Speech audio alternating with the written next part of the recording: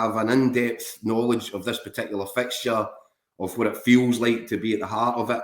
And I just wonder, Gordon, if you could take us in behind the curtains on it and say 5 days to go before one of these matches. Does the pressure start weighing down on the manager? How does it begin to feel? Do you start to feel that tension build early in the week? No, I think once you get to there's a point where you finish whatever game you've been playing, then you have a day where you think, oh, it's coming up, the Old Firm game. So you've probably got a day to reflect on that. And that's the day where you're probably a wee bit wary. It's at that point you think, I wish that the game was finished now. I knew the result was going to happen for the rest of my life. I'm going to be in a job. How many people are waiting for me outside the stadium when the game's finished? So you put all that together and you think, right, okay, there's an escape route out that stadium that nobody can see me, But then when the actual training starts, it's fun. It's good fun. You take on the challenge, no matter what listen, whether it's Michael Beale, Ange, no matter, and Ange's Celtic have come out the best in the last couple, but Michael Beale, I can assure you right now, is convinced that he's got to win the game of football. That's the way you feel it. I'd be very surprised if he doesn't feel that way. If you don't feel that way, Gordon, I'm guessing you're in the wrong job.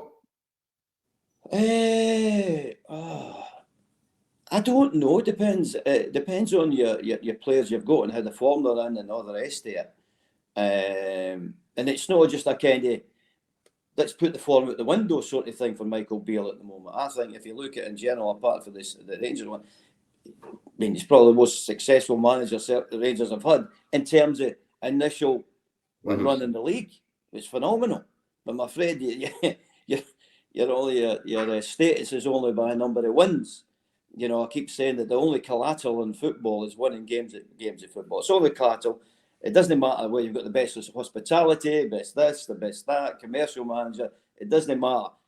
You have to win games of football, but more so in the Celtic Rangers game. It's only collateral you've got, because that's the only thing the fans want is to win the game of football.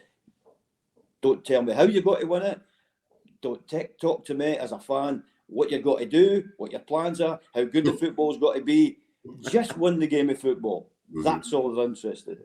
Gordon, sorry, carry on. No, carry on, David. I just listened. I was just going to ask you. You're obviously, you're not a Glaswegian for Edinburgh and whatnot, but you had a vast experience, all over the place in your playing career and management career. But did the intensity when you got there and went in the door, did the intensity of the Old Firm still come as a surprise to a guy even with your experience in football? Yeah, if you just take the job in general, David, you not so much because I had many disasters before I got to my first Old Firm Celtic Rangers game. I was on the ropes by the time I got the first one. So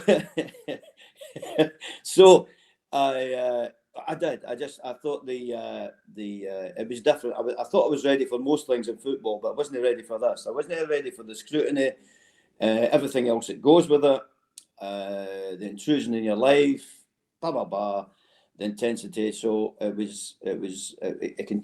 it blows you away really until you get lucky. I had Tommy Burns beside me to kind of take my hand through it, hold my hand. Matter of fact, he had to explain to me one day the first Old Firm game.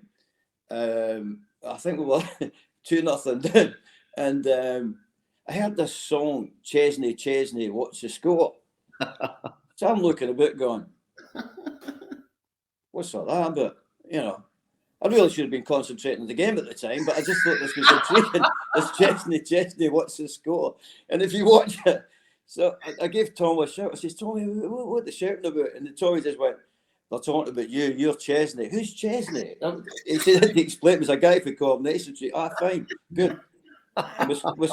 We scored a goal just after that, so Chesney was quite pleased just for a couple of seconds.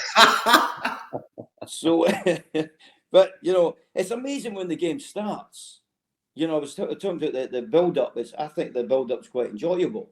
apart from the press conference, because you have a press conference and you try to make sure that you do not antagonise the other side, because it's, you don't want to give them anything, because managers will use anything to inspire the players or wind up the players or whatever.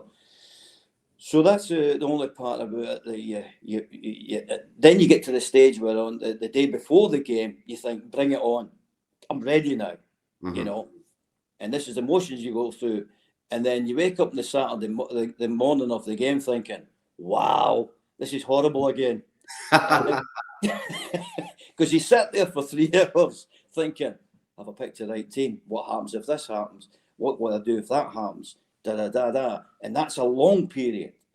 But as soon as you get into the stadium, you think, right, here we go again. You're right, the players. So there's a roller coaster of emotions in that. So you talk to the players good, and then they go out for this half an hour warm up, and you're sitting in your cell again with these thoughts in your mind. What happens if that happens? What if he does that? And then when the game itself starts, wonderful. The challenge is there. You get on with it, and you're literally most of the time oblivious to what's going on.